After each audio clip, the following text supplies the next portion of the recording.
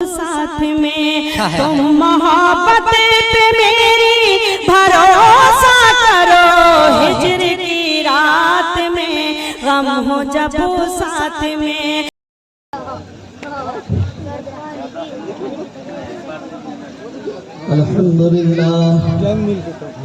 الحمد لله نحمده ونستعينه ونستغفره ونؤمن به ونتوكل عليه ونعوذ بالله من شرور أنفسنا ومن سيئات أعمالنا، من يهده الله فلا مضل له ومن يضلله فلا هادي له، أشهد أن لا إله إلا الله وأشهد أن محمدا عبده ورسوله، صلى الله تعالى على خير خلقه محمد وعلى آله وصحبه أجمعين، أما بعد، أعوذ بالله من الشيطان الرجيم، بسم الله الرحمن الرحيم،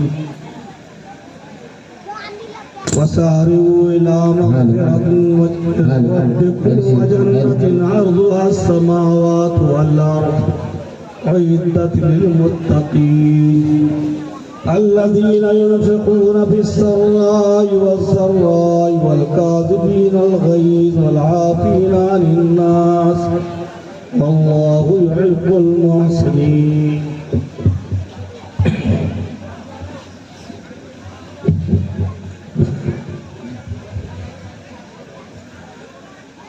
قال رسول الله صلى الله عليه وسلم الدين النصيحة، أو كما قال صلى الله عليه وسلم۔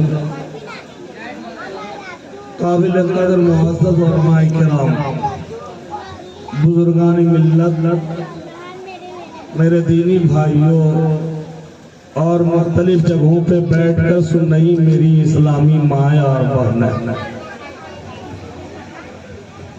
الحمدللہ آپ کا جذبہ ایمانی دیکھ کر ایسا لگتا ہے کہ آپ کو علماء سے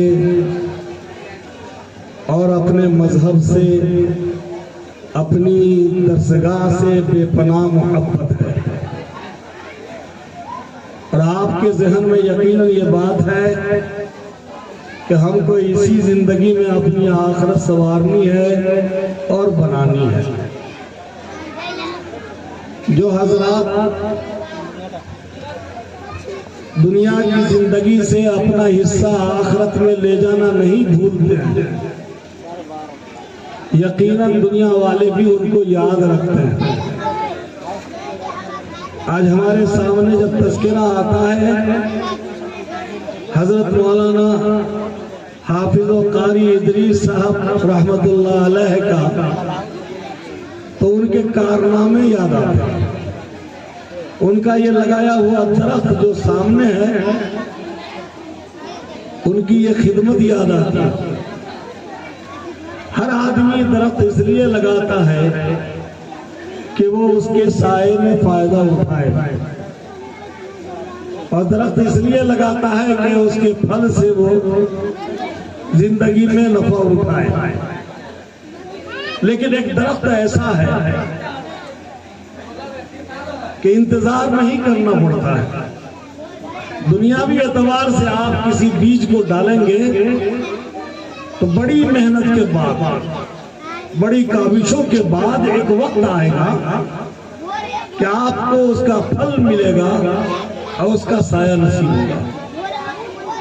لیکن ایک ایسا پیڑ کے لگاتے ہی آپ کو فائدہ ملنے لگے اور اس کے سایہ کو آپ محسوس کرنے لگے، وہ پیڑ کون سا پیڑ؟ حدیث پاک میں آتا ہے کہ انسان کے ذہن میں جو باتیں آتی ہیں وہ دو طرح کی ہوتی ہیں۔ بعض تو ایسی باتیں ہیں کہ بغیر ارادے کے ان کے ذہن میں بات آتی ہے، ارادہ نہیں کیا، کسی نیکی کی بات ذہن میں آ گئی، یا کسی برائی کی آگے. حدیث میں اس کو حاجز کہا جاتا ہے. حدیث میں اس کا نام رکھا گیا ہے حاجز، بغیر ارادے کے بات آگے. اگر کوئی برائی کی بات آتی ہے تو اللہ تعالیٰ کتنے کریم ہیں کہ اللہ تعالیٰ فرشتے کو لکھنے نہیں دیتے. بندے کے ذہن میں کوئی برائی کی بات آئی ہے لیکن بندہ نے ابھی برائی نہیں کیا ہے، لہذا اس کے نام اعمال میں برائی مت لکھو. لیکن برائی کی بات آئی اور بندہ اس پر دھیان دینے لگا، سوچنے لگا. جیسے آپ نے کسی گندگی کو دیکھ لیا، کسی تصویر کو دیکھ لیا اور غیر اختیاری طور پہ وہ گندگی ذہن میں آ گئی، پھر آپ سوچنے لگے تو اس کو کہتے ہیں خاطر. لیکن اس پر بھی اللہ تعالیٰ اپنے فرشتوں کو منع کرتے ہیں کہ اس بندے کی یہ برائی نہ لکھو. اللہ تعالیٰ کتنے کریم ہیں. ہم نے برائی ذہن میں لیا اور پھر سوچنے لگے، لیکن برائی ہمارے نام اعمال میں نہیں لکھی جاتی. اختیاری طور پہ کوئی اگر برائی ذہن میں آئی لائے ہم تو اس کا نام ہے ہم، اختیاری طور پر. لیکن ابھی برائی بندہ نے نہیں کیا ہے بلکہ وہ ابھی ذہن میں لایا ہے، سوچ رہا ہے. اس برائی پہ بھی اللہ تعالیٰ فرشتوں کو منع کرتے ہیں کہ ابھی اس کی برائی نہیں لکھنا ہے. لیکن اگر وہ نیکی اختیاری طور پہ لاتا ہے کہ ہم کو مسجد بنانی ہے، ہم کو صدقہ کرنا ہے، ہم کو مدرسہ بنانا ہے، تو اگر نیکی ذہن میں لاتا ہے، ارادہ کرتا ہے تو اللہ تعالیٰ اس کے نامہ اعمال میں اجر لکھ دیتے ہیں اور اس کا نفع ملنا اس کے لیے شروع ہو جاتا ہے. میں نے ابھی آپ سے کہا ہے کہ یہ ایسا درخت ہے کہ جس کا ارادہ کیا، ابھی پلاننگ کیا، آگے قدم بھی نہیں پڑھا ہے لیکن اس کا فائدہ اس کو ملنے لگا. اور آگے جب ارادتاً کوئی نیکی ذہن میں لاتا ہے، پھر پلاننگ کرتا ہے، اس کو انجام دینے کی کوشش کرتا ہے اور صرف موقع ہاتھ نہیں آتا ہے لیکن وہ مکمل عزم کر چکا ہے تو اس ارادے کا نام عزم ہے. نیکی عزم کے ساتھ کرنے کا ارادہ کر لیا ہے، اس پر بھی آپ کو اللہ تعالیٰ نیکی عطا فرما دیں گے. لیکن برائی کا عزم کر لیا، پلاننگ بھی کر لیا، جیسے پلاننگ کر لیا کہ ہمیں چوری کرنا ہے لیکن ابھی موقع نہیں ملا ہے. اگر موقع مل جائے تو چوری کیے بغیر بندہ نہیں رکے گا. اس پر بھی اللہ تعالیٰ روکتے ہیں فرشتے کو، میرے بندے کی برائی مت لکھو جب تک یہ کر نہ ڈالے. کتنے کریم ہے اللہ تعالیٰ. آپ بیٹھے ہیں، بیٹھنے کے بعد ذہن میں نیکی آ رہی ہوگی، کچھ بات آپ نے علماء کرام کے ذریعے سنا ہے، ارادہ کر لیا ہوگا کہ ان نیکیوں کو عمل میں لائیں گے. اللہ تعالیٰ آپ کے نامہ اعمال میں لکھ دے گا کہ یہ بندہ نیکی کرنے والا ہے. اور چلتے پھرتے بازاروں میں کوئی برائی آپ نے دیکھ لی اور برائی کرنے کا ارادہ کر لیا لیکن ابھی برائی نہیں کیا ہے تو اللہ تعالیٰ روک دیتے ہیں. کتنے بڑے مہربان ہیں.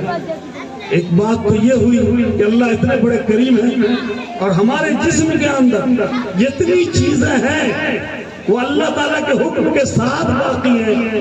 ان پر بھی تھوڑا سا ہم غور کر لیں کہ ان چیزوں میں ہمارا کتنا دخل عمل ہے. اللہ تعالیٰ کے حکم سے ہمیں طاقت ملی ہوئی ہے، اعضاء ملے ہوئے ہیں اور ہر عضو کے اندر جو اس کی عضو کی جو طاقت ہے وہ اللہ کے حکم سے قائم ہے. ہارون رشید بادشاہ کا نام آپ نے سنا ہوگا.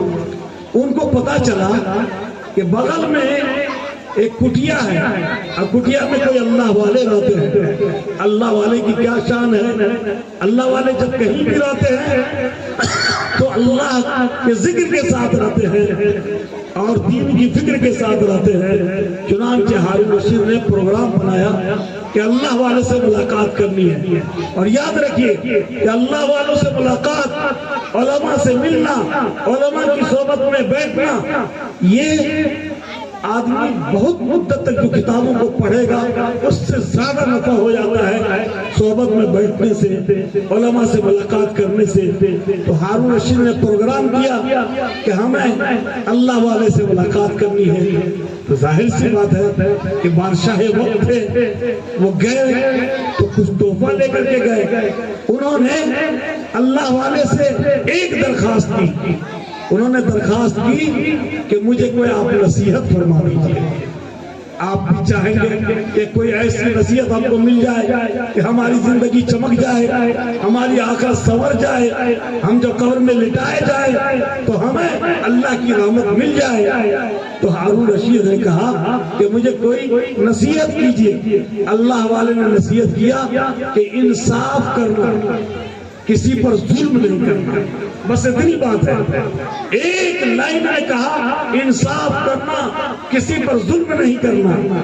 یاد رکھیے گا کہ جملے میں بہت معنویت ہے۔ آدمی اگر انصاف کرے گا تو سب سے زیادہ تو انصاف کا مستحق خود انسان کی ذات ہے۔ انصاف کرے گا تو اپنے ماتحتوں کے ساتھ بھی کرے گا، گھر کی عورتوں کے ساتھ بھی کرے گا، بھائی بہنوں کے ساتھ بھی کرے گا، اور انصاف کرے گا تو اللہ کے ساتھ بھی کرے گا، اللہ کی کتاب کے ساتھ بھی کرے گا، اللہ کے رسول کے ساتھ بھی انصاف کرے گا۔ اللہ کے ساتھ انصاف کا مطلب یہ ہے کہ اللہ کی بندگی کرے گا۔ اللہ کے رسول کے ساتھ انصاف یہ ہے کہ اللہ کے رسول سے سب سے زیادہ محبت کرنے والا ہوگا۔ اپنی ذات کے ساتھ انصاف یہ ہے کہ ہر وہ کام کرے گا جو اس کے لیے نفع بخش ہو اور نقصان دہ کام سے بچے گا۔ ہم کو سوچنا چاہیے کہ ہم اپنے ساتھ انصاف کر رہے ہیں یا نہیں کر رہے ہیں۔ ہم کو جو نفع دینے والی چیزیں ہیں ان کو ہم اپنا رہے ہیں کہ نہیں اپنا رہے ہیں۔ اس جملے نے بہت کچھ کر دیا۔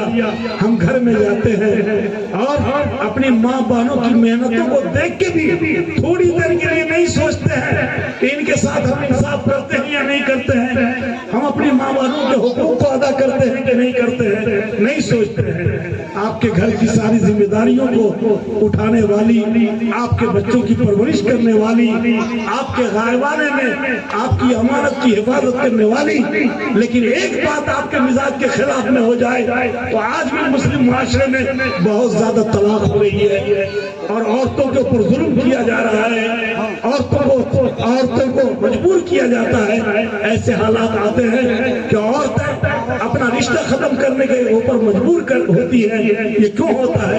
انصاف نہ ہونے کی وجہ سے ہوتا ہے۔ ہمیں سوچنا چاہیے کہ جس طرح ہم آزاد ہیں، طبیعت ہماری کرتی ہے کہیں جانے کی، ہم اپنے سارے رشتہ داروں سے رشتہ کو مضبوط کرتے ہیں، ایسی عورت کو بھی حق ہے، ان کا بھی حق ہے کہ وہ اپنے رشتہ داروں کا خیال کریں، اپنے رشتہ داروں سے تعلقات رکھیں۔ ان کا بھی حق ہے کہ اگر کوئی کہیں جانے کی طبیعت ہے تو آپ کی اجازت سے وہ جائیں اور آپ کی طرف سے انہیں سہولیات دیے جائیں۔ یہ انصاف کا تقاضا ہے۔ بہرحال ہارون رشید نے کہا کہ کوئی نصیحت کیجئے۔ اللہ والے نے نصیحت کیا کہ انصاف کرنا اور ظلم مت کرنا۔ بادشاہ نے ایک تھیلا پیش کیا اور عرض کیا کہ حضرت اجازت ہو تو یہ ہدیہ ہے، اس کو قبول کر لیا جائے۔ ہدیہ دینا، ہدیہ قبول کرنا ہی تو حضور نے ہمیں سکھلایا ہے۔ آپ نے حکم فرمایا کہ ہدیہ دو بھی اور ہدیہ قبول بھی کرو، لیکن اللہ والے نے ایک عجیب سوال کیا کہ تم ہمیں کیا دے سکتے ہو؟ بادشاہ نے کہا کہ 60% آبادی پہ میری حکومت ہے حضرت، پوری دنیا میں 60% آبادی پہ ہماری حکومت ہے، اس لیے میں اپنی حکومت سے بہت کچھ دے سکتا ہوں۔ تو اللہ والے نے ایک عجیب سوال کیا کہ یہ بتاؤ کہ اگر تمہارا پیشاب رک جائے، وقت میں پیشاب نہ آئے، ایک دن نہیں 2 دن ہو گیا، 1 ہفتہ ہو گیا، پیشاب نہیں اتر رہا ہے، اور پیشاب نہ اترنے کی وجہ سے تمہاری بے چینی بڑھ رہی ہے۔ ابھی ہم تھے رمضان میں کلکتہ میں، تو ایک جوان کے بارے میں معلوم ہوا جو اپنی دولت پہ اکڑتا تھا، غرور تھا۔ معلوم ہوا کہ ایک ہفتے سے اس کا بول و براز بند ہے، پیشاب پیخانہ بند ہے، اور لاکھ ڈاکٹروں نے کوشش کیا لیکن اس کا پیشاب پیخانہ نہیں اترا۔ تو ڈاکٹر डॉक्टर ने नली लगा के नाक के जरिए उसके पैखाना को बाहर किया, उसकी जिंदगी को बचाने के लिए। आप समझ सकते हैं कि ये जो निजाम है हमारे जिस्म के अंदर, ये अल्लाह के हुक्म के साथ अगर ये निजाम अगर खराब हो जाए तो हमारी जिंदगी बेचैनी, हमारी जिंदगी में हर लम्हा बेचैनी आ जाए।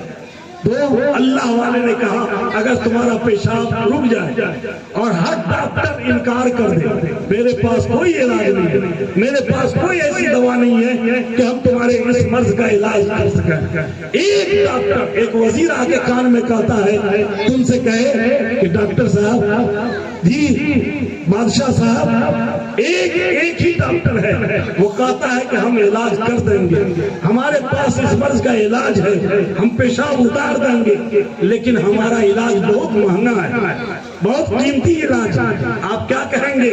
हारून रशीद ने कहा मैं तो कहूँगा जल्दी आप ले आओ उस तबीब को, उस डॉक्टर को जो हमारे मर्ज का इलाज कर दे। मेरा पेशाब रुका हुआ है और यहाँ पेट में नफ्स हो रहा है, पेट फूल गया है, बेचैनी पड़ रही है, लिहाजा उसको बुलाएंगे और कहेंगे तुम अपना इलाज करो। डॉक्टर कहता है कि इलाज तो सिर्फ हमारे पास है कि आप ये इस मर्ज को दूर कर दे, लेकिन बहुत महंगा इलाज का। कितना महंगा? कहा आपके पास कितनी हुकूमत है? का 60% दुनिया की आबादी पे का आधी हुकूमत है इलाज की कीमत। आधी हुकूमत अगर तुम दोगे हम इलाज करेंगे तो तुम क्या करोगे? हारून रशीद ने कहा हम आधी हुकूमत देकर अपना इलाज करवाएंगे। पेशाब उतर गया, पेशाब आने लगा, तबीब आधी हुकूमत लेके तुम्हारी चले गए। अब उसके बाद पेशाब जब उतरा तो पेशाब रुकने का नाम नहीं। मजलिस में बैठ रहा है बादशाह तो पेशाब टपक रहा है, वो मस्जिद में जाने की कोशिश करता है तो पेशाब टपक रहा है, घर में बैठता है पेशाब टपक रहा है, उसका कपड़ा भीग जाता है पेशाब टपक रहा है। अब बेचैन है, उसका इलाज नहीं हो रहा है। डॉक्टरों से कहा गया ऐसा इलाज करो कि पेशाब रुक जाए, पेशाब अपने वक्त से आए। डॉक्टरों ने कहा मेरे पास इसका कोई इलाज नहीं है। एक तबीब है, वजीर आके कान में कहता है कि बादशाह सलामत, सिर्फ एक तबीब है जो आपके इस मर्ज का इलाज कर देगा, लेकिन उसका इलाज बहुत महंगा है। आप क्या कहोगे? हारून रशीद ने कहा मैं कहूंगा उस डॉक्टर को बुलाओ और मेरा इलाज करे। चुनांचे वो डॉक्टर बुलाया जाएगा, वो कहेगा मेरे पास इसका इलाज तो है लेकिन बहुत महंगा है। कितना महंगा है? कहा बादशाह तुम्हारी हुकूमत कितनी है? कहा 60% आबादी पे मेरी हुकूमत है। कहा पेशाब रोकने का इलाज आधी हुकूमत, तो तुम्हारी पूरी हुकूमत पेशाब को उतारने में और पेशाब को रोकने में लगी जाएगी। ये अल्लाह की ताकत है, ये अल्लाह की जात है जो तुम्हारे पेशाब को रोके हुआ भी है और वक्त से इंसान का पेशाब उतरता भी है। अब बतलाओ कि तुम्हारे पास क्या क्या? अल्लाह वाले ने समझा दिया तुम हमको कुछ नहीं दे सकते हो, तुम्हारे पास कुछ नहीं है। मेरे बुजुर्गों, जब हम इतने कमजोर हैं और अल्लाह की जात इतनी मजबूत है, अल्लाह की जात इतनी ताकतवर है, तो हम लोगों को अल्लाह तबारक व तआला के पास करीब में जाने से पहले कितनी तैयारी करनी चाहिए, कितनी तैयारी करनी चाहिए। और क्या हम अल्लाह के पास आगे बढ़ नहीं रहे हैं? अल्लाह के करीब जा रहे हैं, लेकिन हम कितनी तैयारी कर रहे हैं? जिन बुजुर्गों ने ये दाना लगाया, जिन्होंने कारनामे किए, मैं जानता हूँ बचपन में देखा हज़रत मौलाना कारी इदरीस साहब को मधुबनी के जलसे में, जवान आलिम, हिम्मतवर, इल्म के पहाड़, और जब उनकी तकरीर होती थी तो एक समा बच जाता था। और फिर उन्होंने कारनामा सिर्फ ऐसा नहीं कि अपनी जात तक रखा, इलाके के अंदर उनकी रोशनी फैली। क्यों? उनके ज़हन में था कि हम आगे बढ़ रहे हैं, हम अल्लाह के करीब जा रहे हैं, लिहाजा हमको तैयारी करके अल्लाह के पास पहुंचना है, जिसकी ताकत का आपको अभी अंदाजा हुआ। इमाम गजाली रहमतुल्लाह अलैह एक हिकायत लिखते हैं, देखिए इंसान किस तरह करीब में जा रहा है। जंगल में एक मुसाफिर चल रहा है, उसने पलट के देखा तो पीछे देखा एक शेर आ रहा है, मुंह फाड़े हुआ, और लगता ऐसा है कि मुसाफिर को नवाला बना लेगा। वो आगे भागता है, सोचता है कि کہیں کسی جگہ جا کے پناہ لے لے، اس شیر سے بچ جائے، شیر پیچھا کر رہا ہے، یہ مسافر آگے بھاگتا ہے، آگے جا کے دیکھتا ہے گڈھا ہے، سوچتا ہے اس گڈھے میں اتر کے اس گڈھے میں اپنے کو چھپا لے اور شیر کے منہ سے بچ جائے، لیکن جب گڈھے میں جھانکتا ہے تو دیکھتا ہے کہ گڈھے میں اژدہا ہے اور اژدہا تیار بیٹھا ہے۔ اب یہ سوچتا ہے اگر میں گڈھے میں جاتا ہوں تو اژدہا مجھ کو نگل جائے گا۔ وہیں پر ایک درخت لگا ہوا تھا، درخت پہ ہاتھ رکھتا ہے تو دیکھتا ہے اوپر کہ کچھ ٹہنیاں ہیں، وہ درخت کے اوپر چڑھ جاتا ہے۔ جب اوپر جاتا ہے درخت کے تو عجیب بات دیکھا، درخت کے اوپر بیٹھا تو نیچے جب نگاہ کرتا ہے تو دیکھتا ہے کہ درخت کا جڑ تو کٹ رہا ہے، دو چوہے ہیں، ایک سیاہ اور ایک سفید، دونوں درخت کو کاٹ رہے ہیں اور تیزی کے ساتھ درخت کٹ رہا ہے۔ اس کی حالت خراب ہوتی ہے کہ درخت پہ بیٹھا ہوں لیکن چوہے نے اگر درخت کے جڑ کو کاٹ دیا درخت گر جائے گا اور شیر مجھ کو اپنا نوالا بنا لے گا۔ اتنے ہی میں اوپر شہد چھتا ہے، شہد کی مکھیوں نے چھتا لگا رکھا تھا، اس سے شہد ٹپکتا ہے، اس کے منہ پہ آتا ہے، یہ شہد کی چاشنی میں بھول جاتا ہے مصیبت کو، آنے والے شیر کو بھول جاتا ہے اور درخت کاٹنے والے چوہوں کو بھول جاتا ہے اور مست ہو جاتا ہے، شہد اس کو ملنے لگتا ہے اور یہ اپنی زندگی کی مٹھاس کو محسوس کرتا ہے۔ لیکن کچھ عرصہ گزرتا ہے کہ درخت کا جڑ کٹ جاتا ہے، درخت گرتا ہے، شیر پنجہ مارتا ہے، اس کا خون چوس لیتا ہے اور شیر اس کی لاش کو یہ گڈھے میں پھینک دیتا ہے اور گڈھے میں اژدہا اس کو نوالا بناتا ہے۔ یہ امام غزالی نے لکھا، فرمایا کہ سمجھو یہ کیا ہے زندگی، تمہاری موت تمہارا پیچھا کر رہی ہے، شیر کی شکل میں یہ موت ہے اور چلنے والا انسان مسافر ہے، جو انسان زندگی گزارتا ہے وہ دنیا کا مسافر ہے اور پیچھے چلنے والا یہ شیر یہ اس کی موت ہے۔ ہر وقت انسان کی موت اس کے پیچھے ہے، منہ کھولے ہوئے ہیں کہ کب ہم اس کو نگل جائیں، لیکن اس کے سمجھ میں آتا ہے کہ کہیں پناہ لے لیں، لیکن آگے یہ گڈھا کی شکل میں تو اس کی قبر ہے، قبر میں چھپنے کی کوشش کرتا ہے لیکن قبر میں تو اس کے اعمال ہیں، برے اعمال، گندے اعمال، دوسروں کو تکلیف دیا، دوسروں کی غیبت کیا، چغلی کیا، جھوٹ بولے، ظلم کیا، یہ سب اعمال اژدہا کی شکل میں بیٹھا ہوا ہے اور اژدہا انتظار میں ہے، لیکن یہ درخت پہ بیٹھ جاتا ہے اور درخت یہ اس کی زندگی ہے، انسان کی زندگی یہ درخت کی شکل میں ہے، جتنا دن یہ درخت کھڑا ہے انسان کی زندگی باقی ہے، لیکن درخت کٹ رہا ہے۔ ایک چوہا سفید ہے جو دن کی شکل میں ہے، ایک دن زندگی کا کٹ گیا، پھر دوسرا چوہا جو سیاہ ہے وہ رات کی شکل میں ہے، وہ ایک رات کٹ گئی، زندگی ایک دن اور ایک گھٹتی جا رہی ہے، گھٹتی جا رہی ہے اور جب زندگی کے ایام پورے ہو جائیں گے، آپ کا دن کٹ جائے گا، آپ کی راتیں کٹ جائیں گی تو آپ کی زندگی کا درخت گر جائے گا اور اس کے بعد آپ قبر میں ڈال دیے جائیں گے، آپ کو موت اپنے چنگل میں لے لے گی، آپ کو قبر میں پھینک دے گی اور قبر میں اپنے اعمال کے سامنے آپ کو جانا ہوگا۔ اس لیے میں عرض کرتا ہوں میرے بزرگوں کہ آپ کے پاس وقت بہت تھوڑا ہے، لیکن اگر آپ نے سمجھ لیا تو آپ کی یہ تھوڑی سی زندگی آپ کی لمبی آخرت کو بنا دے گی، آپ وہاں جا کر کے آرام سے سوئیں گے، اپنے اللہ کو رحیم و کریم پائیں گے۔ اس لیے ہم آپ سے درخواست کرتے ہیں، ہماری آواز تو محسوس کر رہے ہیں آپ کہ آواز میں بہت آواز بیٹھ چکی ہے، وہ بات جو میں کہنا چاہتا ہوں بولنے میں دقت ہو رہی ہے، لیکن میں آپ سے گزارش کرتا ہوں کہ کچھ کام ایسا زندگی میں کر لیجئے جس طرح ہمارے بزرگوں نے کیا ہے۔ اور قاری صاحب جو قرآن پڑھ رہے تھے تو اس آیت کی تلاوت کر رہے تھے، یا ایھا الذین آمنوا اتقوا اللہ ولتنظر نفس ما قدمت، یہ کہہ رہے تھے قرآن کی زبان میں کہ اے لوگوں ڈرو اللہ سے، ڈرو اللہ سے اور اس بات پہ نگاہ رکھو کہ آنے والے کل کے لیے تم کیا بھیج رہے ہو، کچھ ہمارا جا رہا ہے کہ نہیں۔ یاد رکھیے گا زندگی میں تین باتیں کبھی نہیں ہونی چاہیے، تین باتیں سن لیجیے، تین باتیں کبھی نہیں آنی چاہیے، کسی کو بھی دھوکہ نہیں دیجیے، किसी के साथ खयानत नहीं कीजिए और झूठ नहीं बोलिए, इसलिए कि जो जिंदगी में सिर्फ झूठ बोलता है, धोखा देता है, खयानत करता है, वो मोमिन हो ही नहीं सकता। ये निफाक की चीजें हैं, इसलिए धोखा नहीं दीजिए, अपने को भी धोखा नहीं दीजिए। आप दूसरों को धोखा देके अपने को धोखा में डाल रहे हैं, धोखा देने से आप परहेज कीजिए। आप हमेशा दयानत को अपनाइए, अमानत को अपनाइए, यह आपकी जिम्मेदारी है। और सैयदना हजरत अब्दुल कादिर जिलानी रहमतुल्लाह अलैह ने इरशाद फरमाया कि हमेशा दो काम करते रहना चाहिए, हमेशा दो काम करते रहना चाहिए। एक काम ये है, आपने फरमाया कि हर लम्हा कोई ना कोई नेकी करते रहना चाहिए, हर लम्हा। अब बतलाइए, घर में है, बाजार में है, जी मैदान में है, मस्जिद में है, कहीं भी है, तो फरमाया कि कोई ना कोई नेकी करते रहना चाहिए। वो कब होगी नेकी? किसी न किसी शक्ल में आप नेकी कर रहे हैं, किसी की मदद कर रहे हैं, ये नेकी।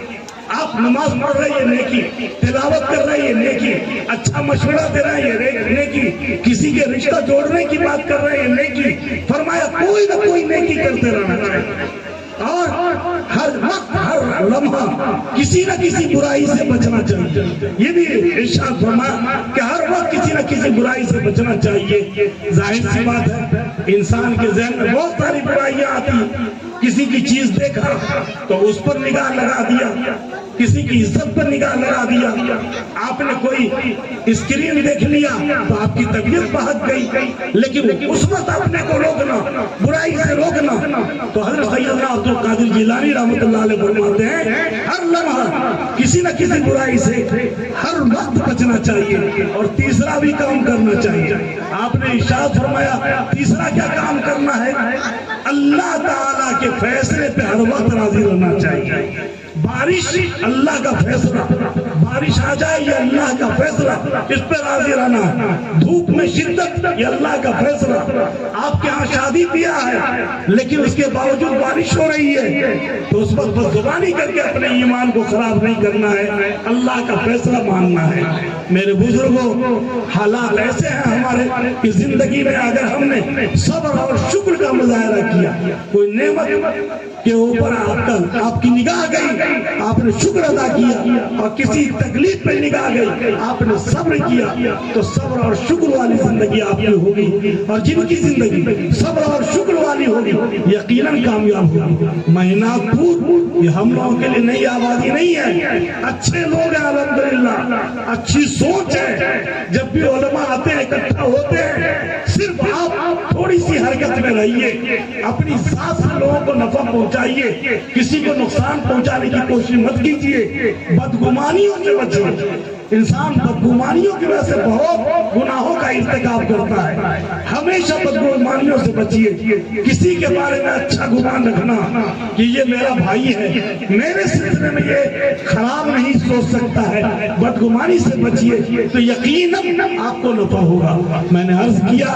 कि इंसान को नफा बख्श होना चाहिए। और हुजूर से पूछा गया सबसे बेहतर आदमी कौन है? आपने ये नहीं फरमाया कि जो सबसे ज्यादा नमाज पढ़ता हो वो सबसे बेहतर, आपने ये नहीं फरमाया कि जो सबसे ज्यादा तिलावत करता हो वो सबसे बेहतर, आपने इरशाद फरमाया अफज़लुन नास अनफ़उन नास, सबसे बेहतर आदमी वो है जो लोगों के लिए नफा बख्श हो। घर में जाते हैं माँ की खिदमत करते हैं, घर में जाते हैं बीवी से मीठी जुबान बोलते हैं, उनके हक को अदा करते हैं, बच्चों की तालीम का सोचते हैं।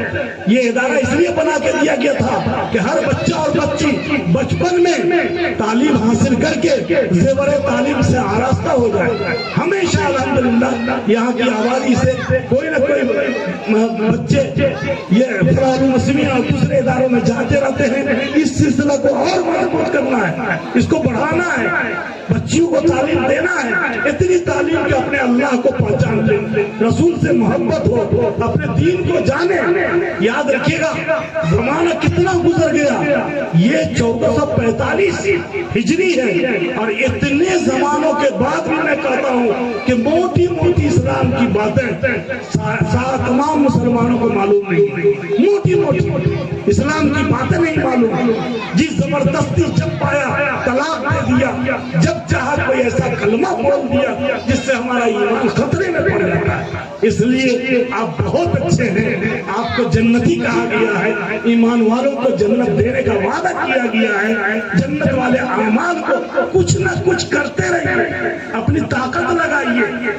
जो दरख्त लगाया है आपके बुजुर्गों ने, उसमें पानी डालते रहिए ताकि ये नेकी का दरख्त फलता रहे और फूलता रहे। तो मैं उम्मीद करता हूँ कि यकीनन जो पढ़ाया हुआ सबक है वो आप भूलेंगे नहीं, जो आपको विरासत में अपने बुजुर्गों से मिला है। आप अपने घर के अंदर एक बात मुस्तहकम कीजिए कि नापाकी और पाकी में फर्क रखिए। बाज घरों में बरकत नहीं होती है, लोग कहते हैं ताबीज लिख दीजिए, लेकिन आपके घरों को पाक रखना है।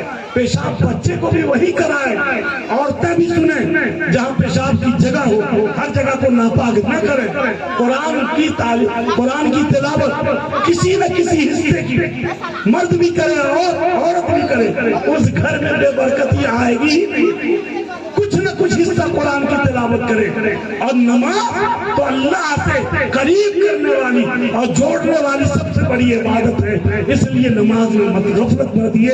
यकीनन आप इन 3 कामों को सिर्फ कर लीजिए। घर को नापाकियों से बचाइए, पेशाब पैखाना उसकी जगह मुकर्रर कीजिए, बच्चों को भी हर जगह मत बटुराइए और उनसे पेशाब हर जगह मत करवाइए।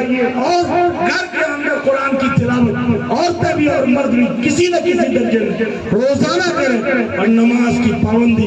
फिर उसके बाद आपके अंदर खुद फिक्र पैदा होगी कि हम जब नमाज में कुरान की क़िराअत करेंगे तो हमारे बच्चे भी और बच्चियां बगैर कुरान के नमाज को मुकम्मल नहीं कर सकते हैं। इसलिए कुरान की तालीम उनके लिए जरूरी है। पैसा खर्च कीजिए, ये बेहतरीन सदका है कि आपके बच्चे उस पैसा से फायदा उठाएंगे और आपको सदका का सवाब मिलेगा।